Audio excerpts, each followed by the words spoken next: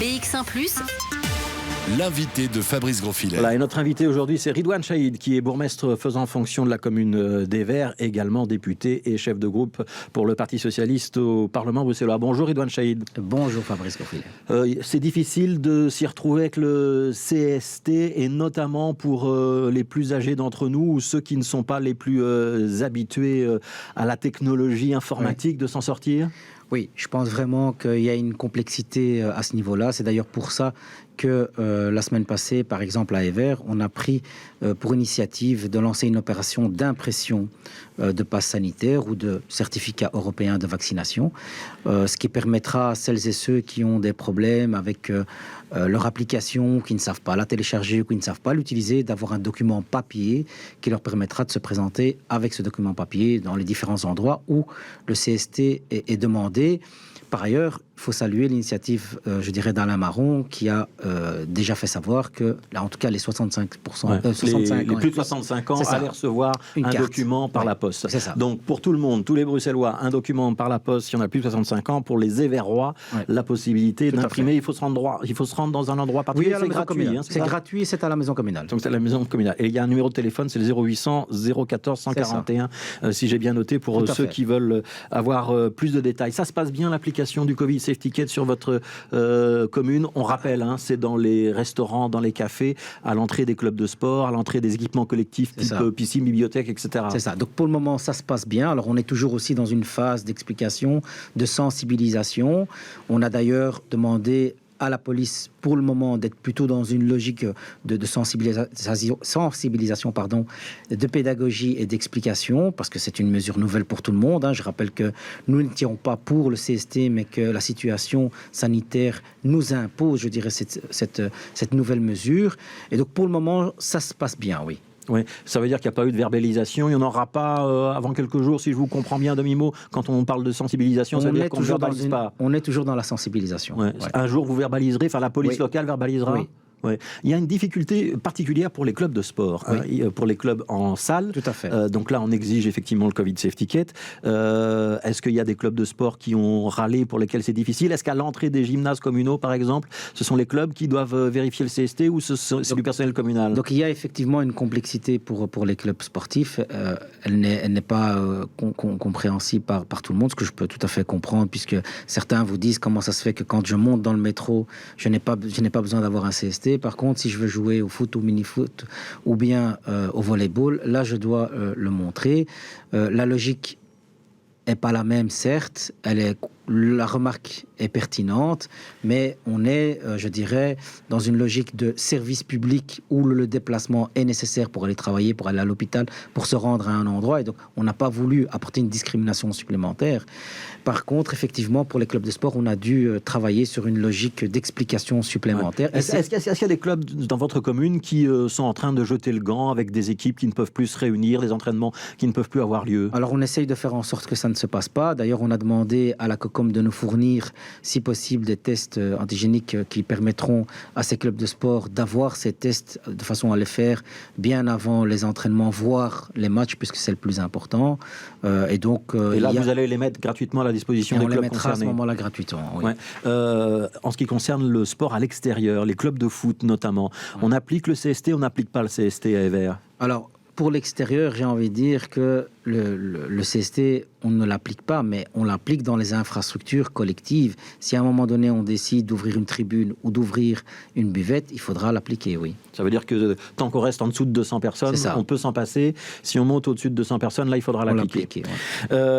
Ça, c'est pour les clubs de sport. Dans l'ORECA, il n'y a pas eu de difficulté? Pas pour le moment. Pas de difficulté pour vous pour le moment. On va quitter votre casquette de bourgmestre pour prendre celle de député et chef de groupe PS au Parlement bruxellois.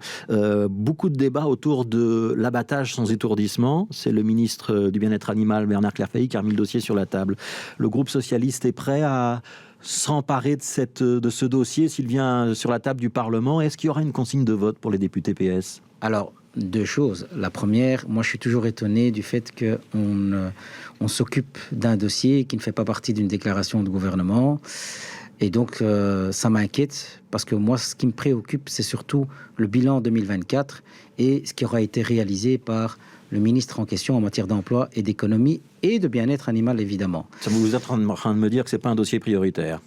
Je suis juste en train de dire que quand on prend un dossier, on mesure l'ensemble des conséquences de ce dossier. Quand on est ministre du bien-être animal et ministre de l'emploi et de l'économie, on essaye d'évoquer l'ensemble des contours, et un ministre de l'emploi, ça crée les conditions pour améliorer le taux d'emploi à Bruxelles et non pas pour améliorer le taux du chômage à Bruxelles. C'est-à-dire que si on ferme l'abattage sans étourdissement, on va perdre des emplois aux abattoirs d'Anderlecht. C'est pas moi qui le dis, c'est les responsables de l'abattoir d'Anderlecht qui le disent eux-mêmes, que c'est 3 emplois directs, 200 emplois indirects.